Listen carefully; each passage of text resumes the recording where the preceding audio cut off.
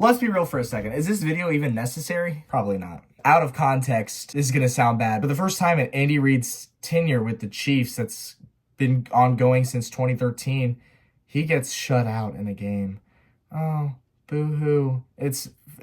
Who cares? The Chiefs had the 1 seed locked up. This was a win and in game for the Denver Broncos, looking to make it back to the playoffs for the first time in 9 seasons. That, of course, they do with an absolute belt-to-ass whooping of the Chiefs. But again, if you're a Chiefs fan, this game was background noise for whatever Sunday tasks you had going on. Nothing else can be said other than it's a meaningless game. I'll just run by it real quick because there's no reason to do this. It's Carson Wentz, it's Carson Steele, it's all the guys that just haven't gotten a whole lot of reps this year.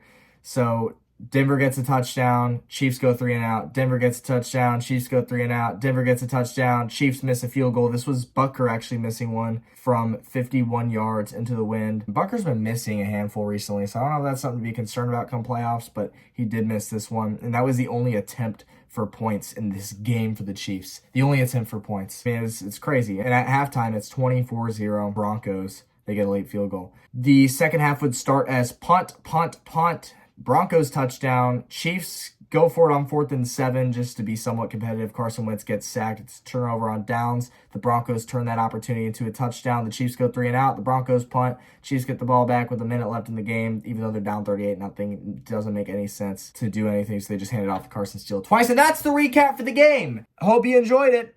No, but let's be real here for a second. The Broncos, congrats to them. They get in the playoffs. This was a huge moment for the Broncos and their fans. They haven't made the playoffs since they won the Super Bowl with Peyton Manning back in 2016. That was the 2015 season. It's been that long. You can't help but be a little bit happy for your division rivals and the Broncos and their fans, because to Kansas City, this game was just, it meant nothing. And for the Broncos, it meant everything. So, of course, you knew that the Chiefs were not going to win this game. These are just really fun games for Chiefs fans. Even though we lose, it's like, who cares?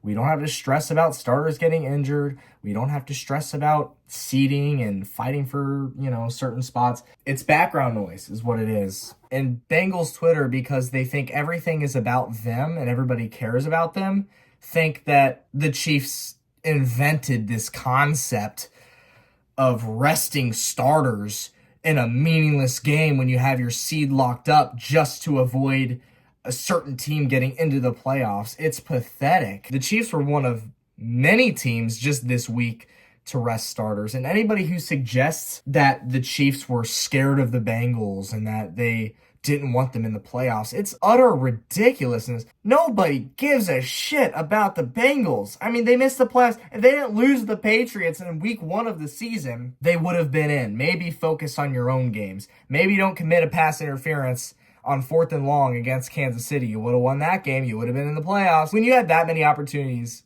to not put yourself in the position that you put yourselves in, to where you have to rely on the Chiefs' backups to win against the Broncos' starters, how are you going to sit there and blame the Chiefs for the reason you didn't get in? It's pathetic. And while I wasn't personally scared of the Bengals at all because their defense was ass this year, and if the Bengals were to even play the Chiefs, they would have had to get past the Bills or the Ravens just to get to the Chiefs. It's insanity to suggest that the Chiefs were scared of the Bengals. No, dude. The Chiefs don't give a shit about the Bengals. Fact of the matter is, they weren't good this year. Get better next year. See ya.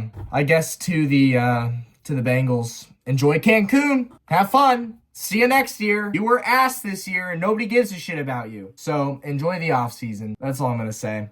It's ridiculous. Yeah, man, this is a completely forgettable game for the Chiefs, other than the fact that it was meaningless. And with that, we'll see you in 2 weeks for the divisional round of the playoffs at Arrowhead Stadium. It's that time of year. Things are heating up. And for the Chiefs, it's getting serious. It's getting real. Can't wait for it. Let the stress and ass clenching ensue. See you there. Goodbye.